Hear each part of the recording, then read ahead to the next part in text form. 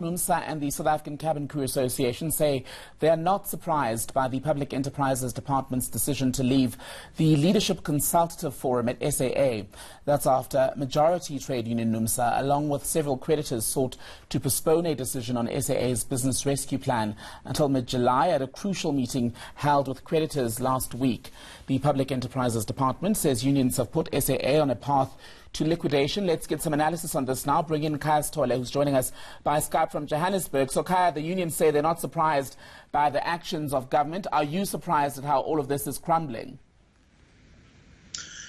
Good afternoon to the viewers. No, I think it's difficult to be surprised at this turn of events, because what we need to be able to go back and remember is why this Leadership Consultative Forum was structured or created in the first place. Now, when it was initially conceptualized, it did feel like they were setting up a parallel structure that was going to do the type of job that the business rescue team was supposed to be doing anyway.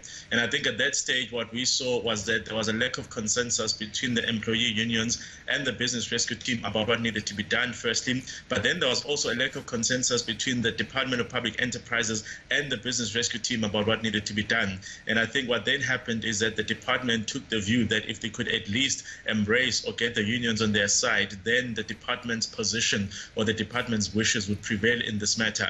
It was really founded on very bad principles. It was founded on bad faith. There was no basis for creating this parallel structure. And it's not surprising that now it's fallen apart, simply because we have to ask ourselves the question, if a business rescue team has been appointed to do this type of job, on what basis did the department feel that it needed to set up this parallel structure in the first place? And more importantly, why did the union sign up for it? What on earth did they expect to get out of it?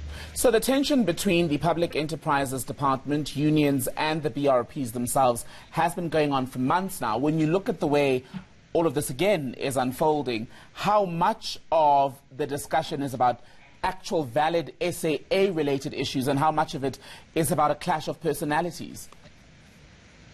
I think we probably are seeing a conflation of the issues relating to the very essence of the business rescue process itself, but also the question of the people that are involved. We know that the minister in particular has got a very strong personality, and he obviously has a particular vision or a particular view on how this entire process needs to be done. But of course, in this instance, you need to be very delicate in managing the tensions between the various stakeholders. And in this case, clearly there's been a failure in that regard. So I do think that had we perhaps had much more objective parties at play, much more objective participants who would be asking themselves the question, what is in the best interest of this airline, then would have reached a conclusion much sooner and much earlier. As it is right now, the process keeps getting elongated. And of course, the workers are the ones that are suffering, because they absolutely have no idea what is going to be the fate in relation to this entire exercise. And that, for me, is the great tragedy of this entire mess.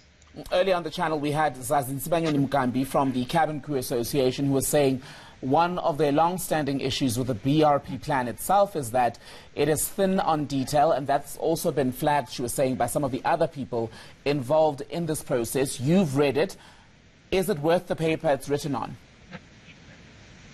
Very difficult. And I think the big issue here is that this is a business rescue plan that is designed at a time where the entire aviation business itself is struggling to actually justify or validate its existence. So, of course, because it's been the one sector that's been most acutely affected by the international gridlock on travel, it'll be difficult for anyone under any circumstances to put together a business case right now that says an airline is viable. So that's the first and primary issue.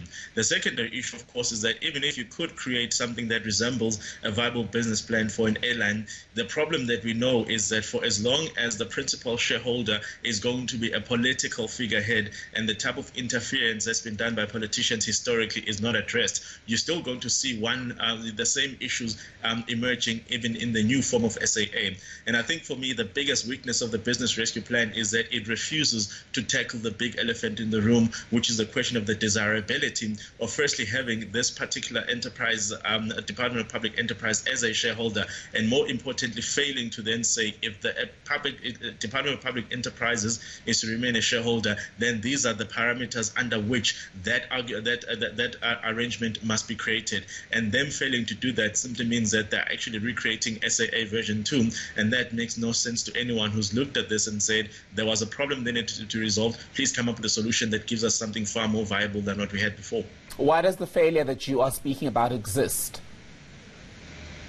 Well, I think obviously the business rescue team themselves didn't want to get as dragged into the politics of it as obviously some people may have said they needed to be. And I think here this is still primarily a political conversation. And what makes it a political conversation is that the government has got this delicate question that it has to deal with of if they oversee the collapse of an employer of 10,000 people at a conservative estimate and the effect on the value chain, particularly in an age where unemployment is already a problem, what does that say about them? And I think for them, that's the big tension point here, in that you cannot have the state being one instrument that is actually then not only facilitating the collapse of a huge opportunity employer, but also doing so without creating an alternative viable enterprise to replace it. So I think that's where the political tensions come from, in that you cannot say that you're trying to fix an unemployment crisis and then be seen to be leading a process that ends with 10,000 jobs being lost, particularly in this time and age.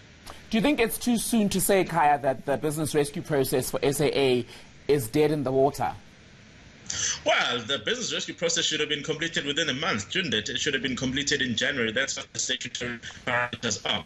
The business rescue team turned out to be underwhelming in their failure to deliver a credible business plan that could have been voted on months ago. So I think we've been allowing them to get away with a lot of what you may regard as gross incompetence, because no other business rescue process has lasted this long without a proper business rescue plan being put on the table for people to be able to vote on them. And remember, even this current fiasco emanates from a meeting of last week where the business rescue plan was supposed to be voted on, but of course, even that hasn't happened. So I think in the instance where you have a business rescue team that have been appointed to do something that is supposed to take the shortest time possible, and for them to then engage into, a new additional war that's taking months to actually complete, is a huge disappointment for everyone involved. And the business rescue team have not acquitted themselves well in any regard here.